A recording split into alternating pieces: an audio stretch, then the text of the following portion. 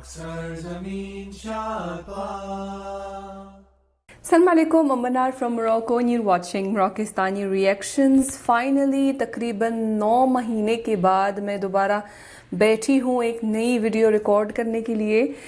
Last video मेरे ख़्याल से वो लास्ट रमज़ान से पहले मैंने रिकॉर्ड की थी, और जितने वीडियोस में उस टाइम से लेकर अभी तक जितनी वीडियोस आ रही थी चैनल पे, वो सारी वीडियोस उस टाइम से रिकॉर्ड की हुई है, मतलब रमज़ान से पहले की वीडियोस है जो अभी तक आ रही है। और यही वजह है कि आप लोग पूछते हैं, जब भी कोई नई डेवलपमेंट होती है पाकिस्तान में तो आप लोग पूछते हैं कि आपने क्यों इस मुतालिक आपने कोई रिएक्शन नहीं दिया है। और वजह यही है कि जितनी भी वीडियोस आ रही हैं चैनल पे वो सारी प्री रिकॉर्डेड वीडियोस हैं जो मैंने कई महीने पहले रिकॉर्ड करके सेव करके रखी हुई है चैनल को चलाने के लिए, क्योंकि आपको पता है कि मतलब एक नई रूटीन आ गई है और इस रूटीन के अंदर जो है मुझे टाइम नहीं मिलता इस तरह बैठ के रिकॉर्ड करने की। और मुझे आदत थी कि मैं मॉर्निंग के टाइम पे सुबह के रोशनी में मॉर्निंग के रोशनी में मैं वीडियोस रिकॉर्ड करती हूँ, और आज पहली दफ़ा मैं रात के टाइम पे बैठ के वीडियोस रिकॉर्ड कर रही हूँ। और मुझे नहीं पता कि लाइटिंग कैसी होगी वीडियो में, क्योंकि रात का टाइम है तो लाइटिंग डिफरेंट होती है। बहरहाल यही टाइम मिला है और कोई टाइम नहीं मिला मुझे बैठ के रिकॉर्ड करने की। और कमेंट्स हर वीडियो पे जब भी कोई वीडियो डालती हूँ, कमेंट्स में लाजमी लोग रिक्वेस्ट करते हैं कि ISPR की डॉक्यूमेंट्री पे रिएक्शन ज़रूर मतलब देना है। और आज मुझे ये टाइम मिला है ये वीडियो रिकॉर्ड करने के लिए। तो मारका-ए-हक, जब कमेंट्स आ रहे थे कि मारका-ए-हक के डॉक्यूमेंट्री पे रिएक्शन देना है, तो मारका-ए-हक पढ़ के जो है मुझे समझ में मतलब समझ नहीं आया कि मरका हक क्या होता है। लेकिन जब मैंने सर्च करके और मेरे सामने थंबनेल आया और वो उर्दू में लिखा हुआ था, तो मुझे अंदाज़ा हो गया कि ये तो अरबी लफ्ज़ है।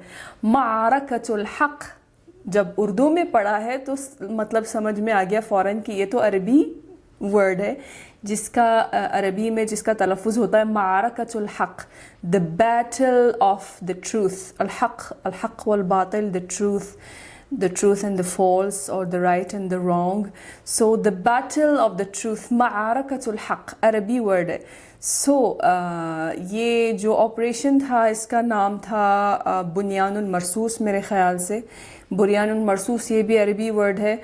तो बहरहाल ये डॉक्यूमेंट्री शुरू करने से पहले मैं एक चीज़ एज अ नोट में देना चाहूँगी कि इस वीडियो को स्टार्ट करने से पहले ही मुझे पूरा यकीन है कि एक एक इन्फॉर्मेशन, एक एक चीज़ जो इस डॉक्यूमेंट्री में होगी वो 100% ऑथेंटिक होगी। और मुझे इसके बारे में कोई ज़रा सा भी डाउट नहीं है, क्योंकि पाकिस्तानी आर्मी के बारे में सब जानते हैं कि जो भी वो लोग बयान देते हैं, जो भी कुछ वो लोग मतलब अनाउंस करते हैं, जो भी बयान देते हैं, वो सबूत के साथ बोलते हैं और वो सच्चा और ऑथेंटिक होता है।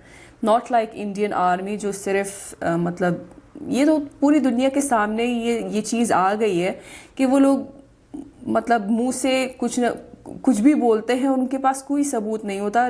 लेकिन पाकिस्तानी आर्मी के पास हमेशा हर बात का सबूत होता है।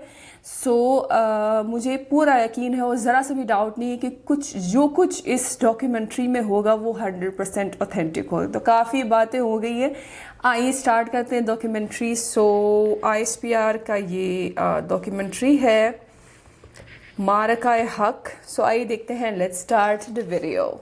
1 2 3 मारका-ए-हक। من فئة قليلة غلبت فئة كثيرة والله الصابرين। जो लोग यकीन रखते थे कि उनको अल्लाह के रूबरू हाजिर होना है, वो कहने लगे कि बसा औकात थोड़ी सी जमात ने अल्लाह के हुक्म से बड़ी जमात पर फतह हासिल की है, और अल्लाह साबित कदम रहने वालों के साथ है।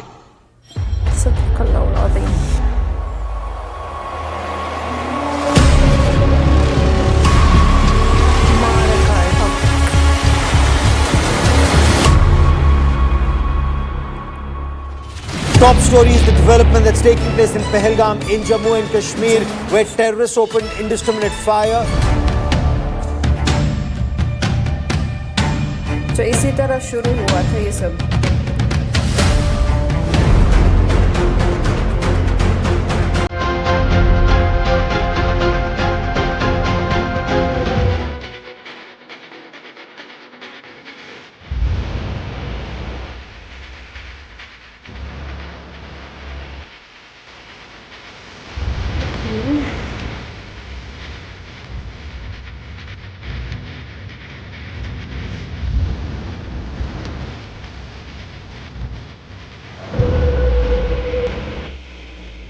This time around, there are reports coming in of 4 tourists who have been targeted. They've been attacked by the terrorists in Pahalgam. Well, telltale signs of Pakistan's involvement is now emerging behind the Pahalgam terror attack. This confirmation is clear now that there were Pakistani terrorists. Pakistan is not willing to digest that so much improvement has taken place in Jammu and Kashmir.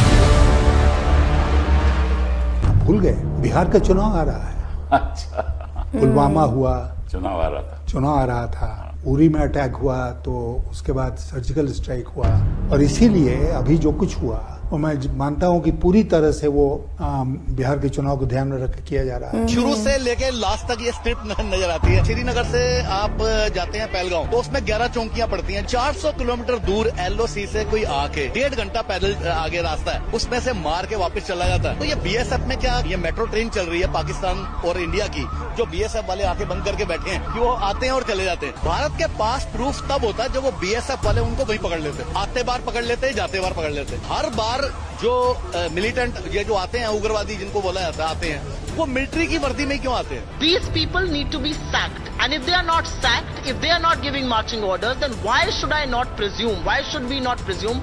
Why should an indebted nation to the armed forces not presume that this is happening at the behest and with the political patronage of the Prime Minister? ये तो बहुत बेशर्मी कर रहे हैं, लोगों को बहकाने की कोशिश करते हैं। इनको तो मुल्क से माफी मांगनी चाहिए, इनको कहना चाहिए था हमारी गलती, इतनी बड़ी, इतना बड़ा लैप्स है वहाँ, एक सिपाही नहीं था, और जबकि वो कश्मीर का सबसे पॉपुलर स्पॉट है। हमले के 3 दिन पहले ही वहाँ इंटेलिजेंस रिपोर्ट मोदी जी को भेजा था, और उसी लिए मोदी जी ने कश्मीर जाने का प्रोग्राम कैंसिल किया। मोदी को प्रधानमंत्री पद से इस्तीफा देकर दोबारा चाय बेचनी चाहिए। 56 इंच का सीना है, नाक रगड़ कर जीना है। नरेंद्र मोदी सरेंडर मोदी हो गए हैं। नरेंद्र मोदी इस देश के सबसे नकारा प्रधानमंत्री साबित हुए हैं। नरेंद्र मोदी ने बिल्कुल देश को खोखला कर दिया है। अब पछताए होत क्या जब चिड़िया चुग गई खेत। अब जाकर घड़ियाली आंसू बहाएंगे और रुमाल से नाक पोंछेंगे, उससे क्या होगा? नेशनल सिक्योरिटी एडवाइजर जो अजीत डोभाल है, उनके बारे में कहा जाता है कि एकदम जेम्स बॉन्ड के परदादा है, ये कर देंगे, वो कर देंगे, ऐसे हो जाएगा, वैसे हो जाएगा। और देखिए अभी कहाँ है डोभाल, क्यों ऐसे हमले हो रहे हैं? जो पहलगाम में हुआ था बहुत बुरा हुआ था, ऐसा कभी हुआ नहीं। कई बार प्रूफ नहीं मिलते ना, लोग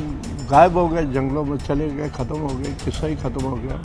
हर एक चीज का प्रूफ इसमें नहीं मिलता ना। ऐसे कहने ना कि भाई इंटेलिजेंस फेलियर हुआ है, जे फेलियर ना होता तो होता ही नहीं, किस्सा ही ना होता, फेलियर तो है। I would only say, what I've said before, that war is the last bad option. अब देश में बिहार का इलेक्शन आ रहे हैं, इसलिए कश्मीर का मुद्दा आगे कर रहे हो। हमारे सैनिक बल इतना ताकतवर है, एक परिंदा भी पर नहीं मर सकते, फिर कैसे आए टेररिस्ट? अरे मोदी भाई, आप तो अंबानी अदानी की गुलाम है। एयरपोर्ट बेच दिया, विमान बेच दिया, तेल बेच दिया, गाड़ी बेच दिया, प्लेटफॉर्म बेच दिया। सबकी सच्चाई सामने आ गई है, ये खुद अपने मुंह से कह रहे हैं। कह रहा हूँ बीजेपी वालों ने करवाया, ये जो बीजेपी की सरकार है, माहौल खराब हो जाए, हमारा भाईचारा खत्म हो जाए। बीजेपी ने उन्होंने नहीं कराया जी। अगर ऐसा ही ये सरकार करती थी ना, कुछ दिनों में हर गली में एक मस्जिद मिलेगी। जो वहाँ लोग आए वो कैसे आए, किसकी बलबूते पाए? यही सवाल विपक्ष आज कर रहा है कि इंटेलिजेंस क्या कर रही थी। आतंकवादी आए, जैसे प्लेग्राउंड में घुस आए, हमारे लोगों पर धड़ गोलियां चलाई, हमारे लोग शहीद हो गए, और उनके लिए खुले थे रास्ते, न कोई चेक पोस्ट, न कहीं कोई पूछताछ। जैसे मारने के लिए आए, वैसे ही मारकर हमारे लोगों को भाग गए। कोई पूछताछ नहीं, कोई देखने वाला नहीं, कोई बताने वाला नहीं। पहलगाम जैसे एरिया, सेंसिटिव एरिया को आपने एक भी आर्मी का जवान वहाँ 2000 से ज्यादा पर्यटकों के लिए छोड़ा नहीं। मुझे बताओ मेरे देश के बच्चों, क्या ये सवाल वाजिब नहीं है? कौमी सलामती कमेटी ने भारतीय सिफारती और आबी जारहियत का मुंह तोड़ जवाब देने के लिए वजारत खारजा की सिफारिशात मंजूर कर ली हैं। भारत की किसी भी किस्म की मुहिम जोई का मुअस्सर जवाब देने की हिकमत अमली पर भी गौर किया गया है। The recent tragedy in Pahalgam is yet another example of this perpetual blame game which must come to a grinding halt, and now continuing with its role as a responsible country, Pakistan is open to participate in any neutral, transparent and credible investigation. 7 days have passed since Pahalgam incident, but so far there has been no shred of evidence that has been provided to support the baseless allegations being made against Pakistan.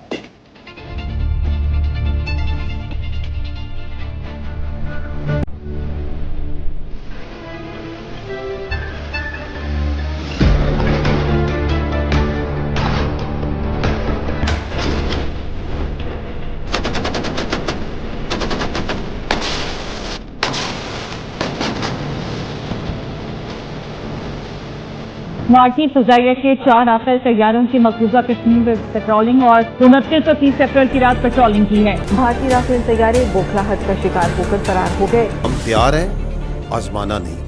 We are ready, don't test.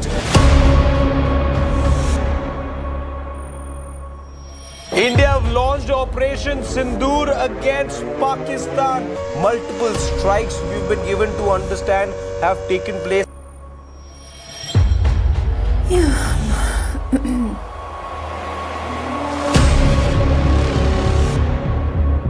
ये India का attack था पाकिस्तान पे,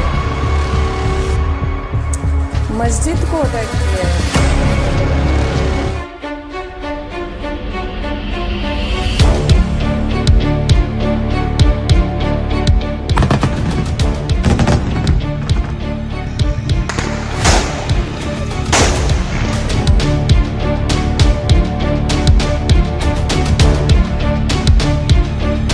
ये जो मलबा है जो मुख्तलिफ जगहों से उठाया गया है ऑफ दिस ड्रोन्स, हार्पी और हेरोन के ये ड्रोन जो इसराइली ड्रोन्स हैं, ये फर्क 6 और 7 की और 7 और 8 की रात में इतना है कि 6 और 7 की रात को ये मलबा उन्होंने खुद उठाया था, इस बार ये हमने जमा किया उनके। तो 6-7 में जहाज़ों का मलबा था उन्हें खुद उठाना पड़ा। आपने देखा होगा मीडिया में, सोशल मीडिया में कि मुख्तलिफ जगह से अपने जहाज़ों का मलबा जमा करते फिर रहे हैं। इनका हमें मलबा हमने खुद जमा कर लिया, और ये ऐसे ही फर्क है कि 2019 में चाय इधर आके पी थी, 6 और 7 की रात को हमने चाय वहाँ भिजवाई है।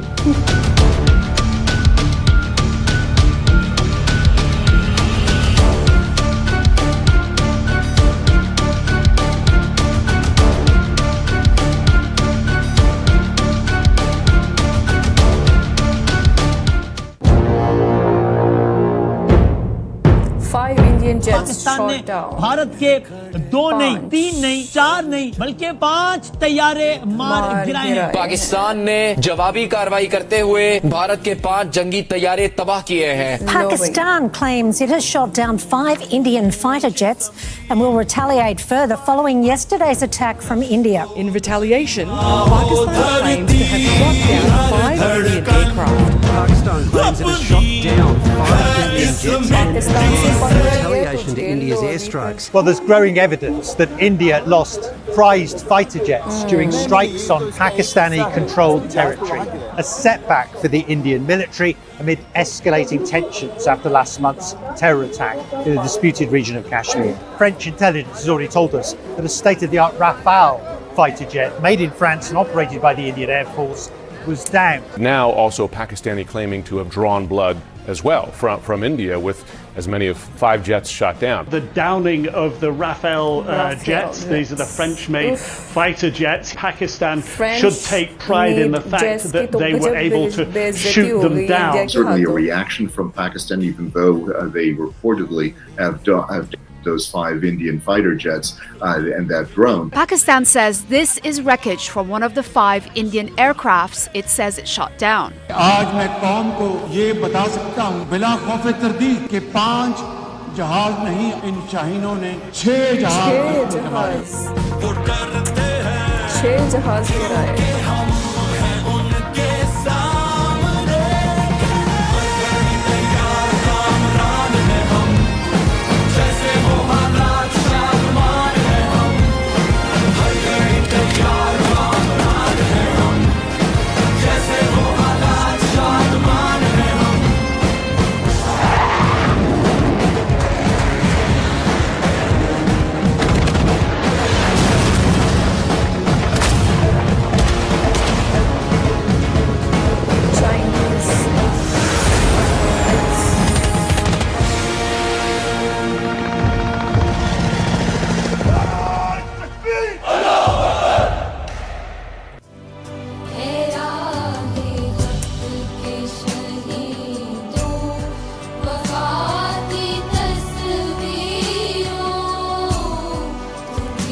बच्चे शहीद हुए उस अटैक में।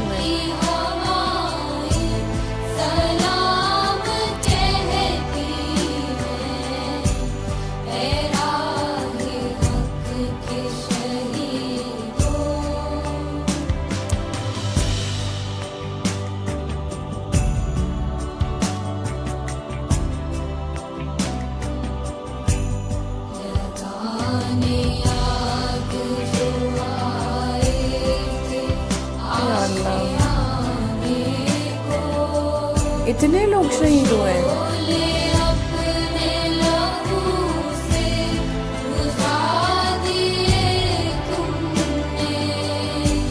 बचा लिया है यतीमी से कितने फूलों को, सुहाग कितनी बहारों के रख लिए तुम।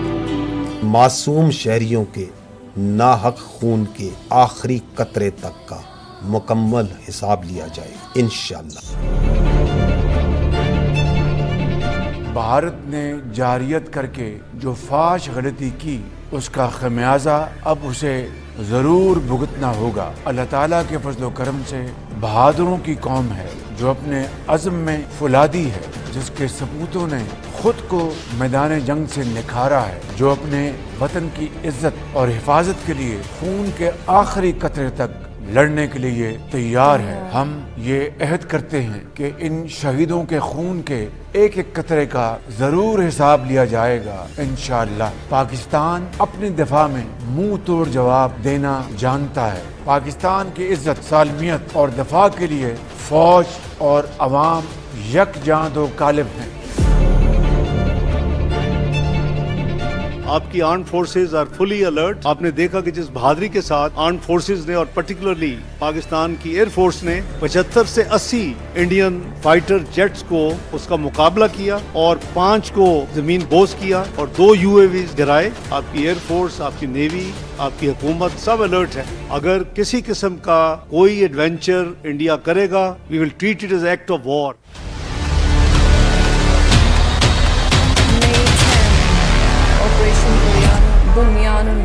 कम मिन फियतिन कलीलतिन गलबत फियतन कसीरतम बिइज़्निल्लाह। And the translation reads, how many times it happened that a smaller force vanquished a bigger force by the will of Allah. History has proven that the complete nation and its armed forces have always stood together with all their might against any act of aggression. Alhamdulillah, we have the will, capacity and capability to protect our sovereignty and territorial integrity, and we are all well aware of the ways and means to do it. Our forefathers, they have sacrificed immensely, and we have sacrificed a lot for the creation of this country, and we know how to defend it. If this great Pakistani nation and the Pakistani armed forces, if 1.3 million Indian army with all their wherewithal, if they cannot intimidate us and they cannot coerce us, these terrorists can subdue the armed forces of Pakistan. हम सिर्फ ये कहना चाहते हैं कि ना हम तुम्हारी ताकत, ना तुम्हारी मकारी और तुम्हारी जारियत से मरूब होने वाली कौम है। Now just wait for our response. बिस्मिल्लाहिर्रहमानिर्रहीम।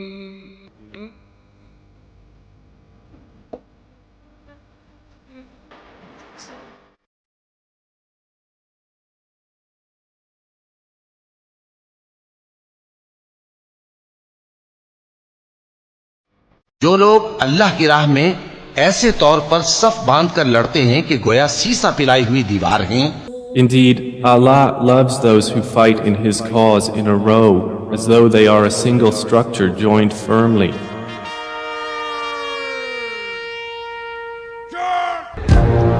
Bismillahirrahmanirrahim.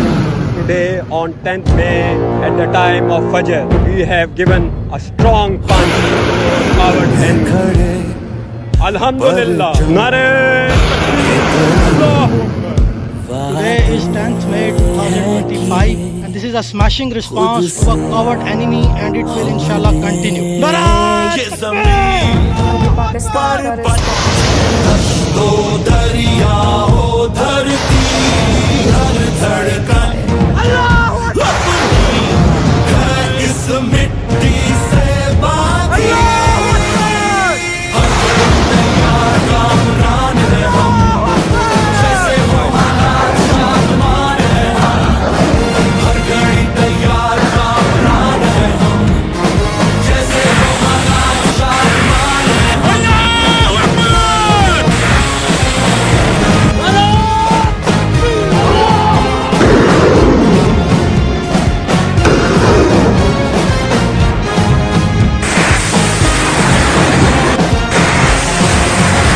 The decisive punch of Bunyanul Marsus. Nara Takbir!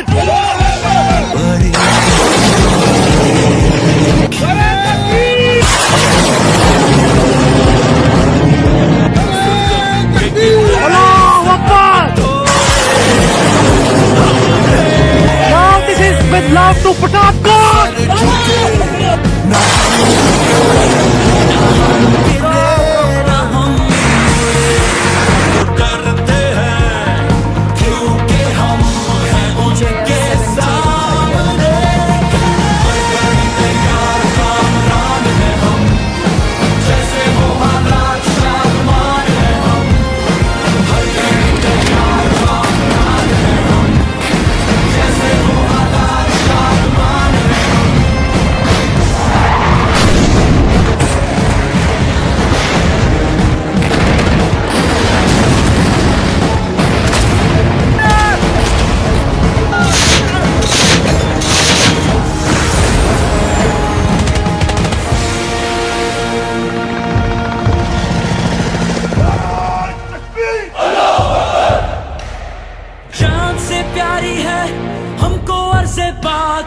जान से प्यारी है हमको इसकी खाक।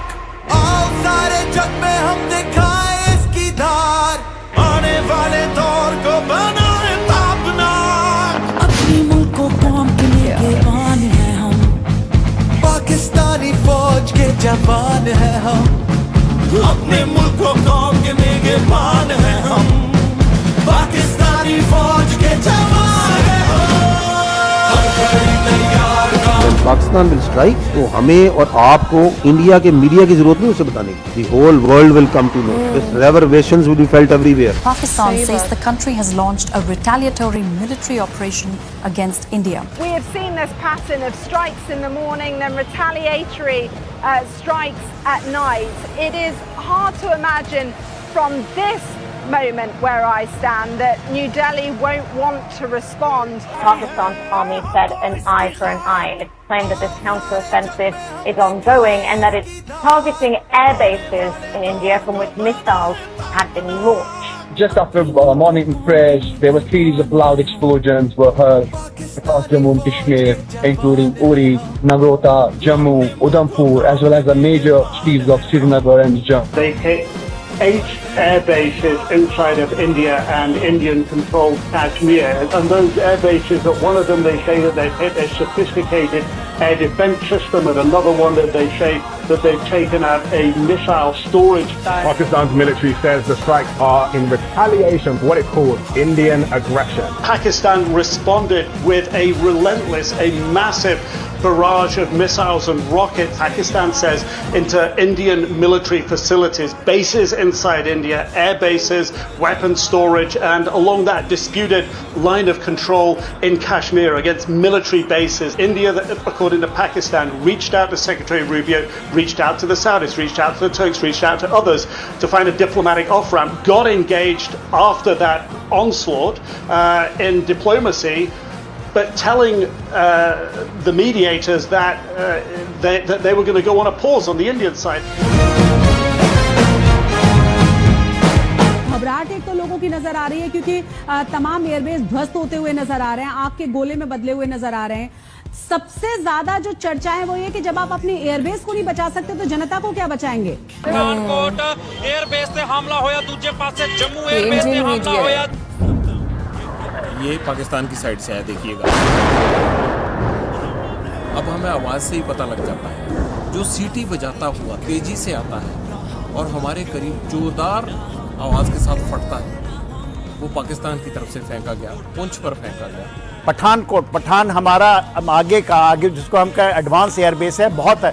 उन्होंने उधमपुर में किया है, ये किया है श्रीनगर के पास में किया है, अवंतीपुर में। सिरसा को आपने बताया एयरबेस है वहां पर, उसको उसने टारगेट किया है और तो वो ड्रोन्स के साथ साथ अपनी बड़ी मिसाइल भी दाग रहा था। पूरी तरह से धमाकों की जो आवाजें हैं वो राजौरी, पुंछ के साथ साथ जम्मू के अलग अलग इलाकों में यहाँ पर सुनाई दे रही हैं। The attacks that have been coming in from the Pakistani forces, we saw how they lit up the entire border area all the way from the north in Kupwara, in Uri, where the ceasefire violations were taking place. Then we saw the drone strikes which were taking place in the Jammu area, all the way down to Bhuj. See, didn't the whole world hear and report? Because that's what we promised. Your armed forces promised and delivered that.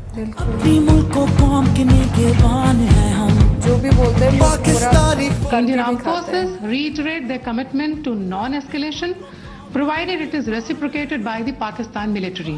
भारतीय सशस्त्र बल दोहराते हैं कि वे तनाव वृद्धि नहीं चाहते, बशर्ते पाकिस्तान भी ऐसा ही व्यवहार करे। पुलवामा की तरह उस वक्त भी 13 दिन के बाद इंडिया ने एक कदम उठाया था। 23 की रात को फोन आते रहे फॉरेन ऑफिस के हवाले से कि जी पाकिस्तान क्या करेगा, तो मैंने एक ही बात की कि इंशाअल्लाह हम टिट फॉर टैट करेंगे। We will not be the first one to take escalative move. ये हमने क्लियर कर दिया, अब इनका जवाब पत्थर से देंगे। Pakistan air force is undisputed king of the skies. The armed forces of Pakistan express their profound appreciation and gratitude to the brave Pakistani nation whose moral strength, resolve and above all wholehearted support and prayers remained unwaveringly with us during these testing times, which became a force multiplier for the armed forces of Pakistan. PAF versus IF 6-0.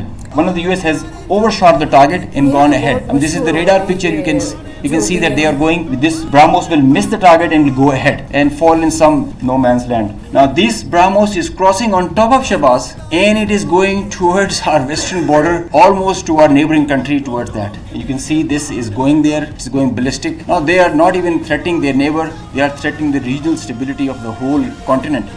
Within a short span of time of couple of hours, we had really saturated our friendly neighborhood. The Pakistan Navy Maritime Air Arm, they were cockpit ready to generate any kind of response at all times. Next time when you think of Pakistan Navy and पर्वत दश्तो दरियाओ धरती हर धड़ पाकिस्तान जिंदाबाद, पाकिस्तान जिंदाबाद। इस मिट्टी से बांधी हर घड़ी तैयार कामरान है हम, जैसे हो हालात सामान है हम।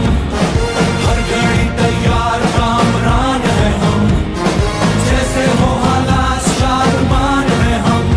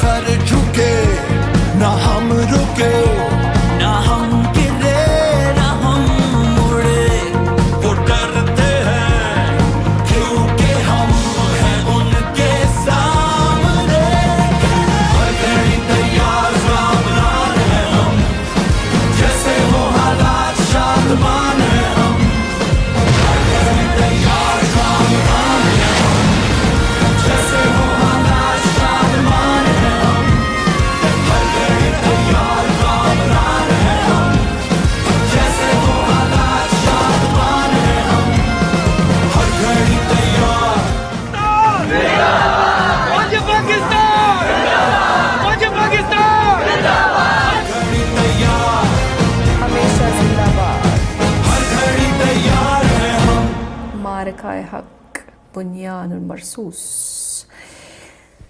So that was the documentary of ISPR बुनियान al-Marsus के ऑपरेशन पर. और ये वीडियो मुझे पता नहीं रिएक्शन कहाँ तक रिकॉर्ड हुआ है, क्योंकि अचानक ही मेरी नज़र पड़ी कैमरे पे और वो बंद पड़ा हुआ था. मतलब मैक्सिमम रिकॉर्डिंग लेंथ रीच किया है, क्योंकि ये काफ़ी लंबी वीडियो है, 30 मिनट की है शायद. तो मैक्सिमम लेंथ तक पहुंच के जो है वो रिकॉर्डिंग ख़त्म हो गई थी. मुझे नहीं पता कहाँ तक रिकॉर्ड हुआ है. मैंने दोबारा स्टार्ट किया है. तो I am really sorry for the inconvenience. बहरहाल काफ़ी इंटरेस्टिंग डॉक्यूमेंट्री था और पूरी तफसील से बताया है कि शुरू से किस तरह इस वॉर की किस तरह शुरुआत हुई थी. और सबसे इंटरेस्टिंग बात जो उन्होंने दिखाई है कि इंडियन सिविलियंस को जो है शऊर आया है और एहसास आया और उनकी आंखें खुल गई और वो उनको सच्चाई अब उनके सामने आ गई है. मोदी की सच्चाई सामने आ गई है कि वो उनको मतलब एहसास हो गया है कि ये जो भी हो रहा है उसकी असल वजह क्या है. जो अटैक हुआ था जम्मू कश्मीर पर, तो उन्होंने सही सवाल उठाए हैं कि ये हमारी आर्मी इतनी मजबूत है और ये टेररिस्ट बकौल उनके जो पाकिस्तानी टेररिस्ट थे जो घुस के उन्होंने लोगों को मारा है और निकल गए और किसी को ख़बर नहीं थी. तो यहाँ सवाल उठता है कि ये कैसे हुआ है और ये जो है ये जो भी हुआ है ये 100% जो है झूठा इल्ज़ाम था पाकिस्तान पे. और ये हमेशा जब भी इलेक्शंस करीब आते हैं तो कुछ न कुछ जो है पाकिस्तान के ख़िलाफ़ जो है ये चीज़ें या पाकिस्तान से पंगा लेते हैं जब भी इंतखाबात, जब भी इलेक्शंस करीब आते हैं. तो ये इंडियन आवाम को ये समझ में आ गया है और अब उनको और मज़ीद धोखा नहीं दे सकते, उनको बेवकूफ़ नहीं बना सकते. उनकी सच्चाई सामने आ गई है. तो इस डॉक्यूमेंट्री में तफसील में उन्होंने बताया कि किस तरह चीज़ें हुई हैं. इंडिया का जब अटैक हुआ था और उन्होंने दिखाया कि वो मस्जिद पर उन्होंने अटैक किया है. और बहुत अफसोस हुआ है देख कर के सिर्फ एक गंदा पॉलिटिकल खेल के चक्कर में मासूम बच्चे और ख़वातीन और आर्मी वाले जो हैं वो शहीद हुए हैं इंडियन अटैक की वजह से. और उसके बाद फिर जो है मुंह तोड़ जवाब आ गया है पाकिस्तान का. और उन्होंने उससे पहले शायद उन्होंने 5 राफेल तैयारे जो इंडियन की जहाज़ हैं वो 5 जहाज़ गिराए हैं इंडिया के. और ये बहुत बड़ी बेइज्जती हुई है इंटरनेशनल लेवल पे. फ्रेंच मेड जहाज़ फाइटर जेट्स इंडियन के हाथों, ये पूरी कंपनी जितनी मतलब जो भी है ये कंपनी, फ्रेंच कंपनी राफेल बनाने वाली, वो पूरी बदनाम हो गई है इंडिया की वजह से. और ये कह रहे हैं कि हमारा राफेल जो इतना मजबूत नहीं था जितना चाइनीज़ JF थंडर 17 थंडर. और मैं कहती हूँ कि कमाल जहाज़ का नहीं है, कमाल चलाने वाले का है. चलाने वाला अगर टैलेंटेड हो और जज्बा हो उसके अंदर तो वो चाहे कोई भी जहाज़ चलाए. अगर वो टैलेंटेड है और उसके साथ अल्लाह की मदद है और आवाम की दुआएं हैं और क्योंकि वो हक़ पर है तो अल्लाह ताला उसको लाजमी साथ देंगे. तो यही हुआ है. और पाकिस्तान इसीलिए जो है हमेशा अल्लाह ताला जीत उसके नसीब में होती है क्योंकि वो हक़ पर होती है. और यही इस डॉक्यूमेंट्री का टाइटल है मारका-ए-हक़. क्योंकि हक़ पर होते हैं तो अल्लाह ताला उनकी मदद करते हैं और जीत उनकी नसीब होती है. और उनके दिल में किसी चीज़ का कदर नहीं होता क्योंकि उनको पता होता है कि वो हक़ पर है और वो हक़ के लिए लड़ रहे हैं और वो अपने शहीदों के खून का हिसाब ले रहे हैं. तो ये जो जज्बा है उस जज्बे की वजह से जो है ये लोग जीतते हैं. कमाल जहाज़ का नहीं होता. तो बहरहाल ये काफ़ी इंटरनेशनल बेइज्जती हुई है इंडिया की. और जो है अगेन पाकिस्तान ने प्रूव किया है कि जो भी पाकिस्तान से पंगा लेता है उसका यही अंजाम होता है, और पाकिस्तान अपने मुल्क की दिफा करना जानता है, और जो भी उससे पंगा लेता है उसको मुंह तोड़ जवाब देना जानता है। तो आई होप कि इस वाक़े के बाद फिर कभी इंडिया जो है ये ना सोचें कि वो फिर दोबारा पंगा ले सकता है। पाकिस्तान ने ये साबित किया है कि पाकिस्तान से पंगा जो भी लेता है वो उसके साथ यही होता है या उससे बदतर हो सकता है।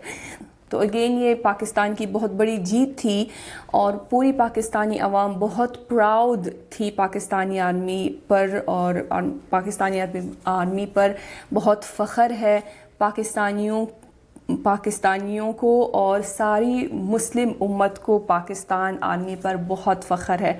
अल्लाह ताला पाकिस्तान को हमेशा अपने हिफ्ज़ व अमान में रखें, आमीन सुम्मा आमीन, और पाकिस्तान आर्मी को इसी तरह जो है कामयाबियाँ अता फरमाए, आमीन सुम्मा आमीन। सो ये थी आज की वीडियो, उम्मीद है कि आप सबको पसंद आई होगी। मिलते हैं इंशाल्लाह नेक्स्ट वीडियो में। टिल देन अपना बहुत ख्याल रखिएगा। फ़ी अमानिल्लाह।